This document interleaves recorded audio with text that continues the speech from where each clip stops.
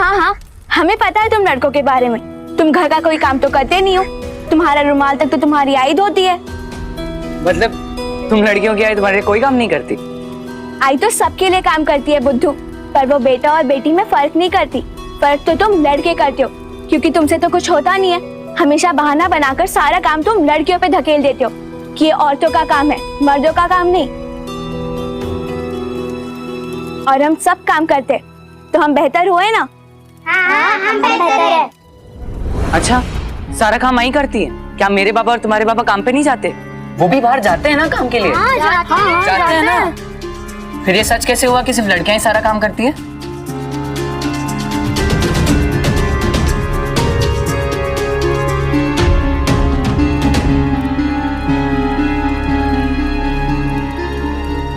आज किस बात पे बाल मंडली इतना भड़क रही है?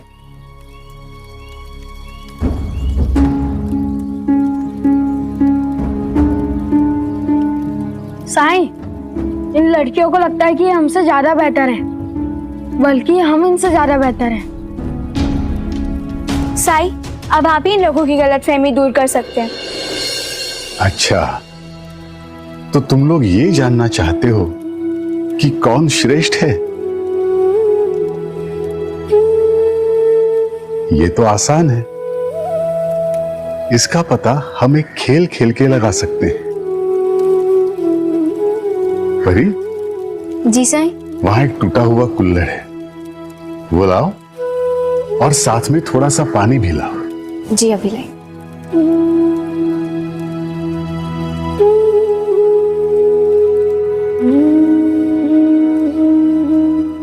लीजिए साईं।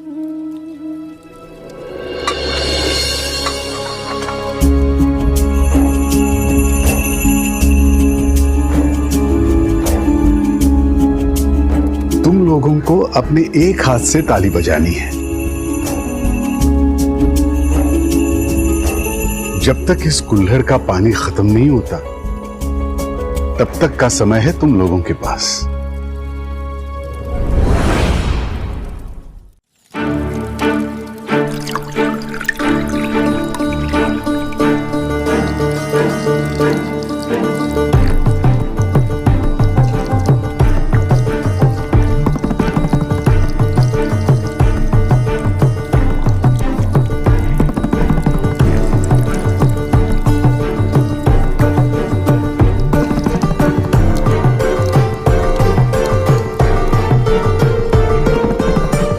रुक जाओ।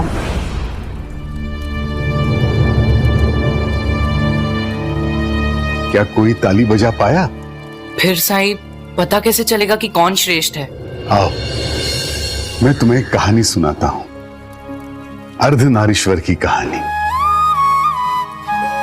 आओ।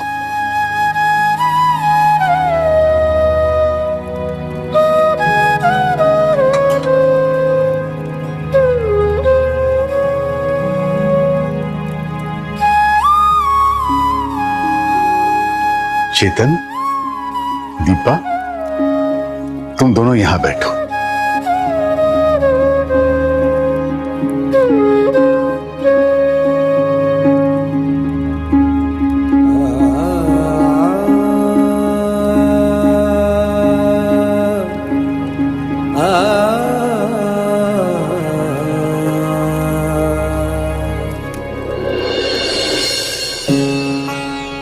आदिकाल में ब्रह्मा जी ने सृष्टि की रचना की, तब सबसे पहले उन्होंने देवताओं की उत्पत्ति की।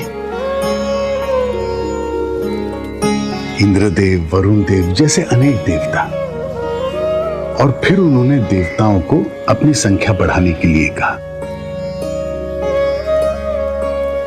देवताओं ने अपनी सारी शक्ति लगा दी, लेकिन वो अपनी संख्या बढ़ाने में विफल रहे।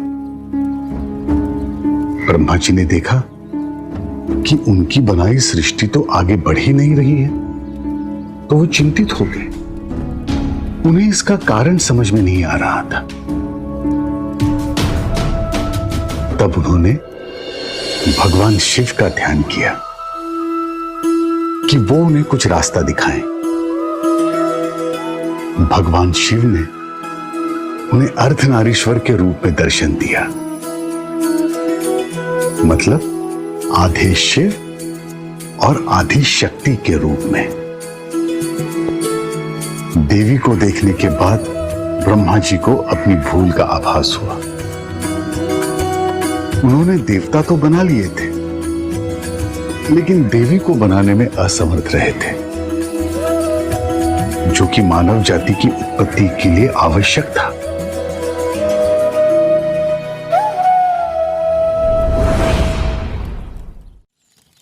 ब्रह्मा जी ने अर्धनारीश्वर के नारी भाग से प्रार्थना की कि वे उन्हें सृष्टि को आगे बढ़ाने के लिए नारी दें। देवी ने उनकी प्रार्थना स्वीकार की और अपने शरीर से कई नारी शक्तियों की उत्पत्ति की। ये सारी नारी शक्तियां देवी के रूप में प्रकट हुई और फिर देवी देवताओं ने सृष्टि के सृजन चक्र को गति दी, सृजन को आगे बढ़ाया।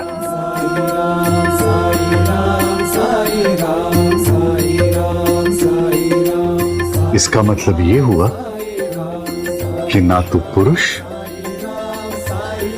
और ना ही स्त्री श्रेष्ठ है। स्त्री हो या पुरुष, दोनों ही इस सृष्टि की रचना में उन्हें निरंतर आगे ले जाने के लिए अहम भूमिका निभाते हैं।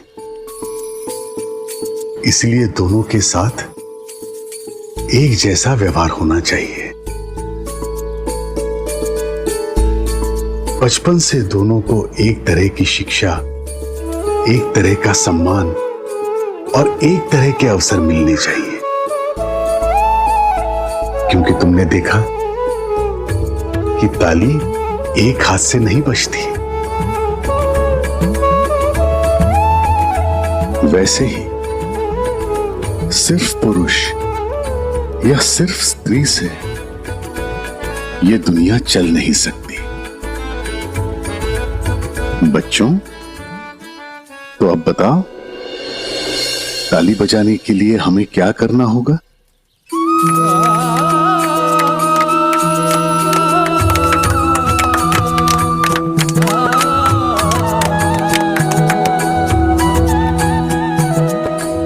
साईं, अब हम सब समझ गए। हम सब लड़के लड़की एक समान है। मुझे खुशी हुई कि तुम सब इस बात को समझ गए।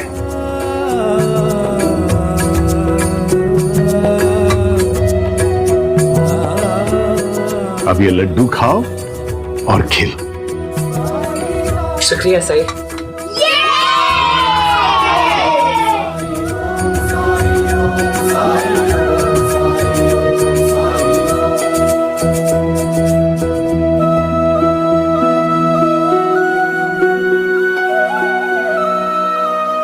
साईं, कितने अच्छे से आपने इन बच्चों को समझा दिया। बच्चों का मन साफ होता है परी, सरल होता है, गीली मिट्टी की तरह, जिसे आसानी से कोई भी रूप दिया जा सकता है। बच्चों को आसानी से अच्छी बातें सिखाई जा सकती हैं। बड़े ही हैं जिन्हें समझाना मुश्किल होता है, लेकिन जिंदगी से बड़ा शिक्षक कोई नहीं है।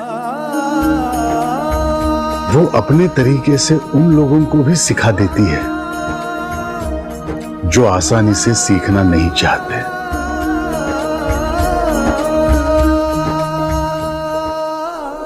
क्या बताऊं खान भाई,